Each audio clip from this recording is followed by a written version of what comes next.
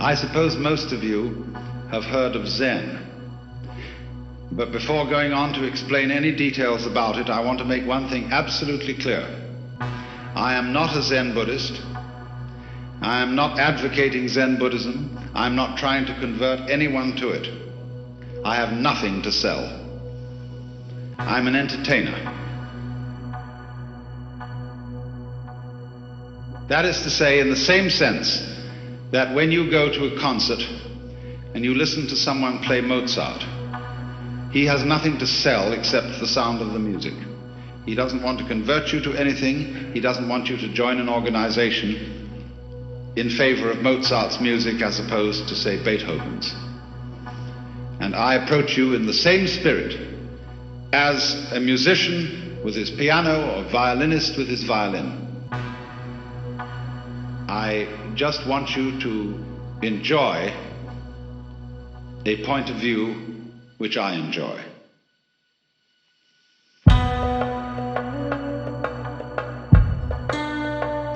Now then, when that's been said, and I hope it's put your minds at rest, let me give you, first of all, some simple historical information. Zen is a form of Buddhism. It originated in China about 500 AD. And about 1200 AD it migrated to Japan, where it exists today. And it is it's a way of life that has had an immense influence on the arts and on the culture, the poetry and architecture of the Far East. It has lately become of enormous interest to many people in other parts of the world. Now, normally when one talks about Buddhism, and Zen is a form of Buddhism, it is supposed that you're talking about a religion. And people are apt to classify themselves as Buddhists, as they might say, I am a Catholic, or a Methodist, or a Baptist, or an Episcopalian, or a Jew. But that is rather misleading. Buddhism is not a religion in that sense. If we want to find an equivalent to Buddhism in our society today in the West, probably the nearest thing to it is psychotherapy. When a person goes to a psychiatrist or a psychoanalyst to work out a serious personal problem, not because he's just nutty, I mean, not necessarily because he has hallucination or excessive singing in the ears with no clear physical origin, but when a person feels that his whole life is somehow disoriented and wrong, and he doesn't go to the preacher because the preacher only moralizes to him and says, my man, you should have more faith in God or something. So he goes instead to a doctor, because in our day, a man with the tag of science on him has more prestige than a man who has the tag of religion. And so when a psychiatrist goes to work on you, his objective is more or less to change your state of consciousness.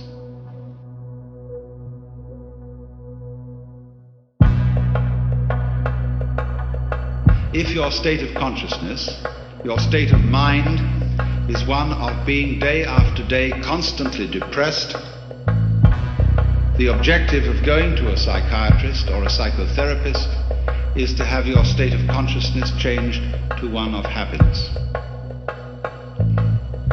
Now, in a somewhat similar way, the objective of Buddhism in all its forms is to bring about a fundamental change in a human being's everyday state of consciousness. If I make it yet more specific, it's to bring about a change in your sense of personal identity, that is to say, in your sensation of who and what you are. And in this way, Buddhism, which I suppose you know, is a method of changing consciousness, discovered or invented by a man called Gautama, who lived in India shortly after 600 BC, who was given the title Buddha because the word means the awakened one, the man who woke up. And therefore, that very title suggests that ordinary people are asleep. I remember a very wise man who used to give lectures like this. And when he came in, he used to be silent, and he'd look at the audience.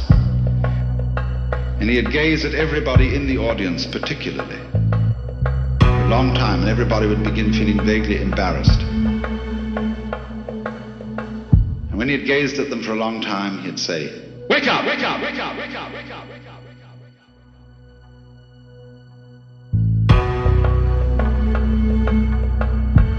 If you don't wake up, I won't give any lecture. Now, in what sense are we asleep?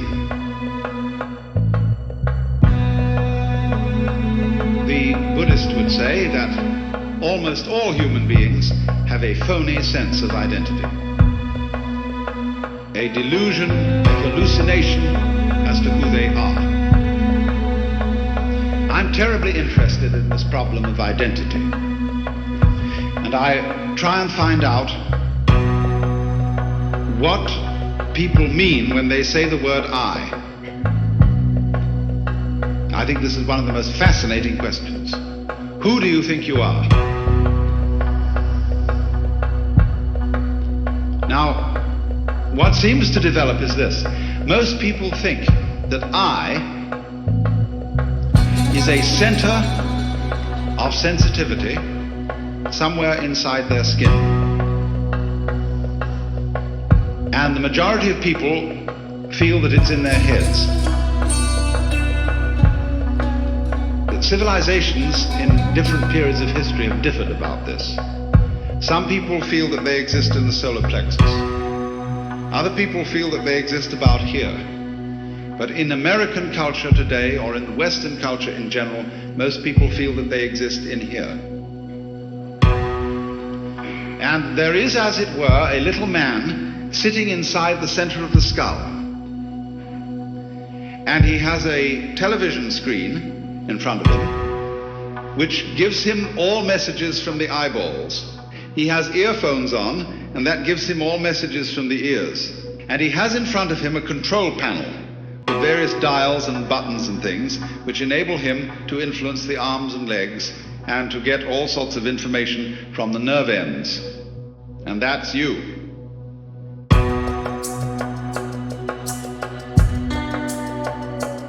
So we say in popular speech, I have a body. Not I am a body, but I have one, because I am the owner of the body in the same way as I own an automobile. And I can take the automobile to the mechanic, and occasionally in the same way I have to take my body to the mechanic, the surgeon, the dentist, the doctor, and have it repaired. But it belongs to me, it goes along with me, I'm in it. A child, for example, can ask mother, Mom, who would I have been if my father had been someone else? That seems a perfectly simple and logical question for a child to ask, because of the presumption that your parents gave you your body and you were popped into it, maybe at the moment of conception or maybe at the moment of birth, from a repository of souls in heaven, and your parents simply provided the physical vehicle. So that age-long idea that is indigenous, especially to the Western world, is that I am something inside a body, and I am not quite sure whether I am or am not my body. Some doubt about it. I say, I think, I walk, I talk, but I don't say I beat my heart. I don't say I shape my bones. I don't say I grow my hair. I feel that my heart beating, my hair growing, my bone shaping is something that happens to me. And I don't know how it's done. But other things I do. And next, I feel quite surely that everything outside my body is quite definitely not me.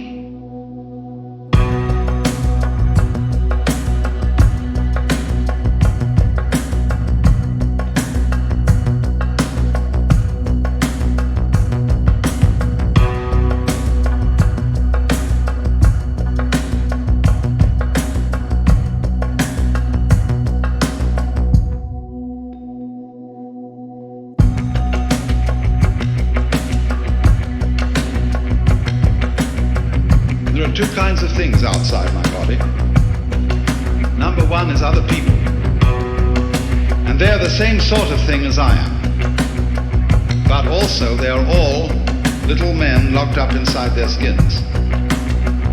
And they're intelligent, they have feelings and values, and are capable of love and virtue. But the number two is the world that's non-human, that we call nature. And that's stupid. It has no mind. It has emotions, maybe, in animals. But on the whole, it's a pretty grim business. Dog eat dog. And when it gets to the geological level, it's as dumb can be. It's a mechanism. And there's an awful lot of it. And that's what we live in the middle of. And the purpose of being human is, we feel, to subjugate nature, make it obey our will. And we arrived here, we don't feel that we belong in this world. It's foreign to us. In the words of the poet Houseman, I, a stranger and afraid, in a world I never made. So all around us today, we see the signs of man's battle with nature. I'm living at the moment in a marvelous house in the Hollywood Hills. We are overlooking a lake. And on the other side of the lake, the whole hill has suddenly been interrupted with a ghastly gash where they have made level lots for building tract homes of the kind you would build on a flat plain. This is called the conquest of nature.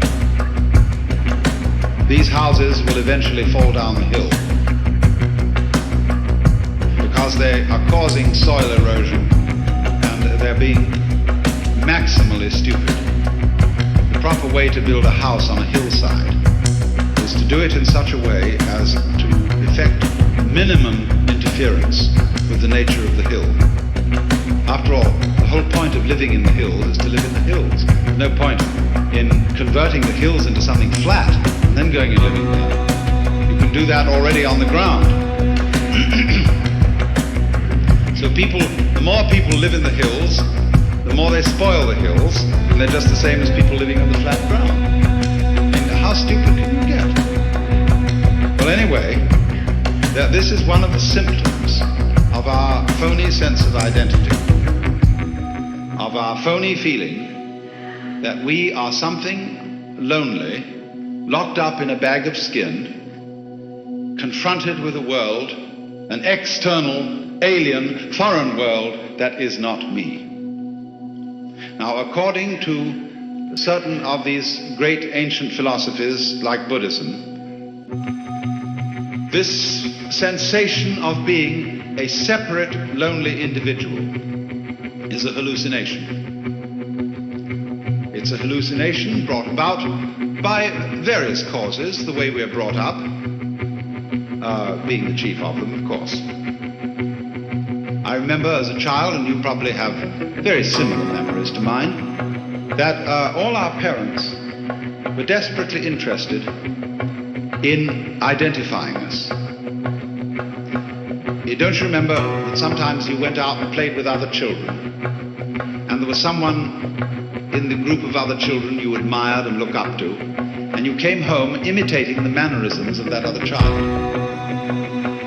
mother said to you, Johnny, that's not you, that's Peter. And you felt a little bit ashamed because somehow you had let her down. She wanted you to be you, her child, and not Mrs. Jones's child, Peter. And so in many ways, we are all taught this. For example, the main thing that we're all taught in childhood is that you must do that which will only be appreciated if you do it voluntarily.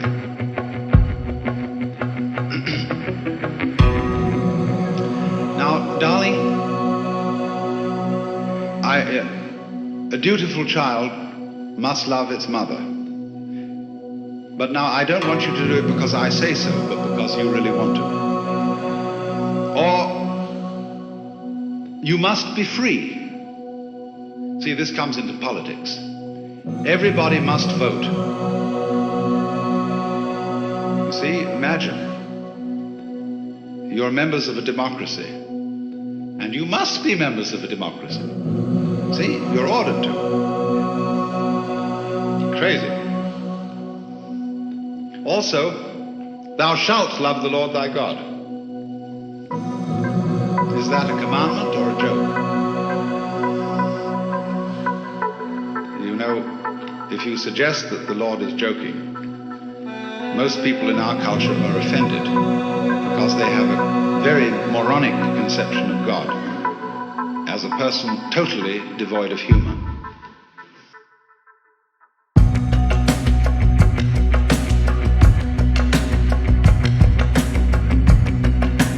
But the Lord is highly capable of joking, because joking is one of the most constructive things you can do. So, when you are told who you are, and that you must be free, furthermore that you must survive, you must go on living, and that becomes a kind of compulsion, you get mixed up. It's very simple. Of course you get mixed up. If you think you must do something, which will only be the thing required of you if you do it freely.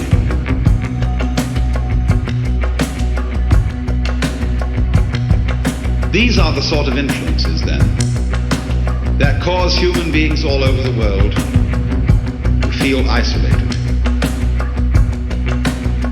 to feel that they are centers of awareness locked up in bags of skin. Now, this sensation of our identity can be shown and demonstrated to be false by some of the disciplines of our own science. When we describe a human being or any other living organism from a scientific point of view, all that means is that we're describing it carefully. We're going to describe very carefully what a human being is and what a human being does. All right. And we find that as we go on with that description, we can't describe the human being without describing the environment. We can't say what a human being is doing without also saying what the world around him is doing. Just imagine for a moment that you couldn't see anything up here except me. You couldn't see the curtains behind me. You couldn't see the stage. You couldn't see the microphone. You could only see me. That was all you could see. What would you be looking at? You wouldn't see me at all, because you wouldn't see my edges, and my edges are rather important for seeing me.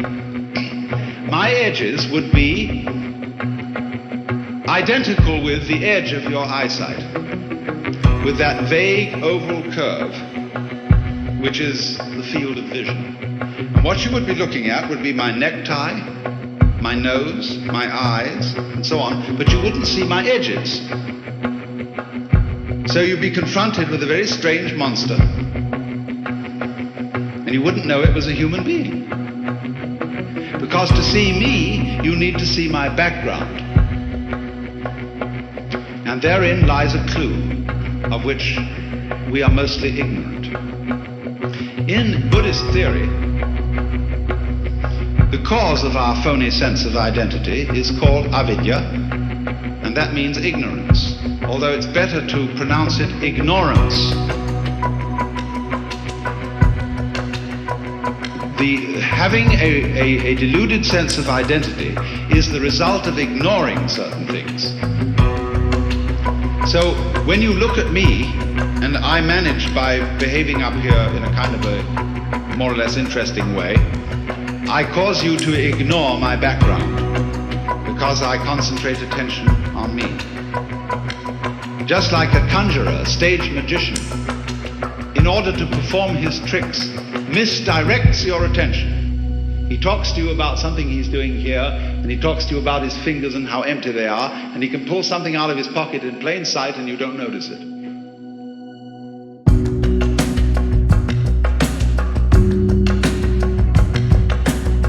And so a magic happens. That's ignorance. Selective attention, focusing your consciousness on one thing to the exclusion of many other things. So in this way, we concentrate on the things, the figures, and we don't concentrate on the background.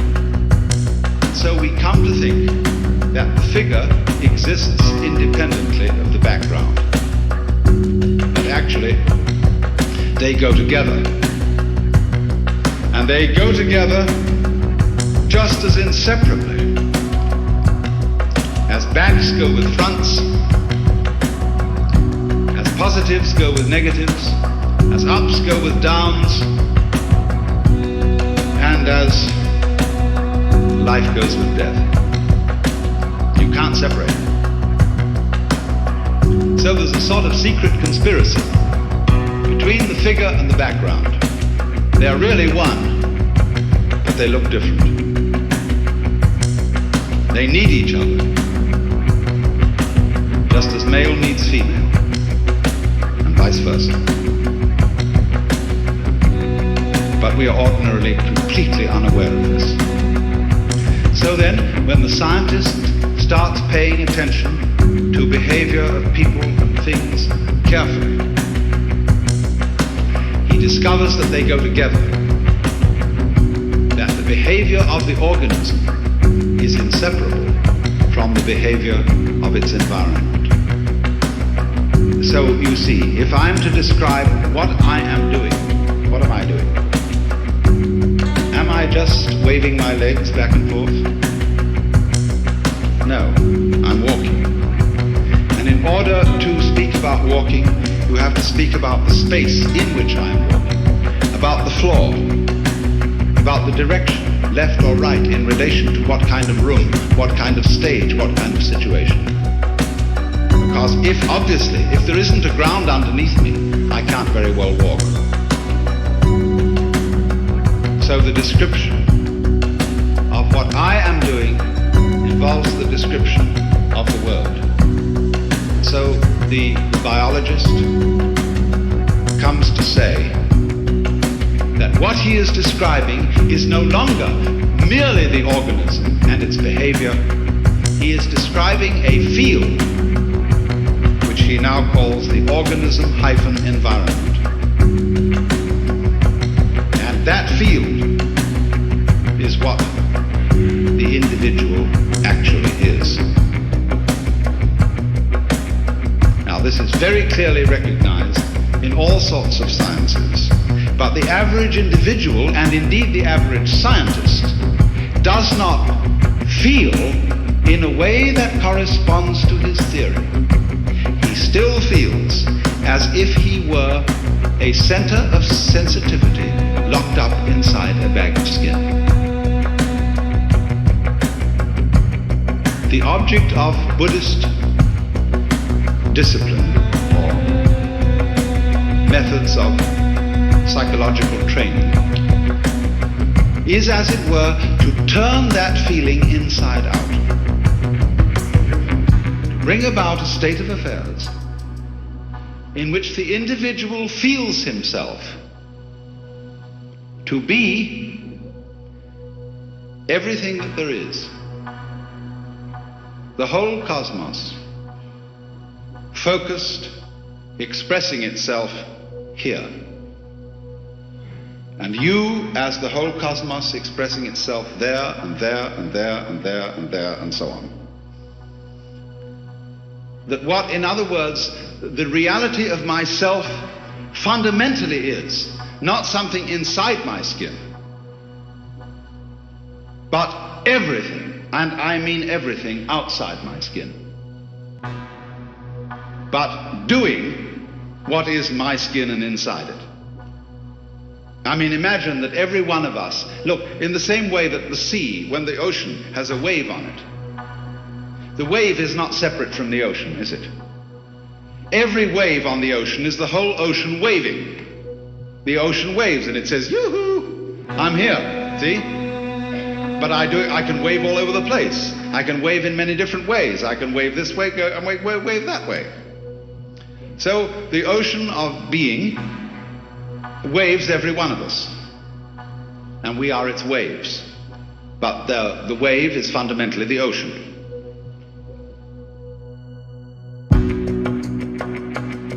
Now, in that way, your sense of identity would be turned inside out. You wouldn't forget who you were. You wouldn't forget your name and address, your telephone number, your social security number, and what sort of role you're supposed to occupy in society. But you would know that this particular role that you play, this particular personality that you are, is superficial, and the real you is all that there is.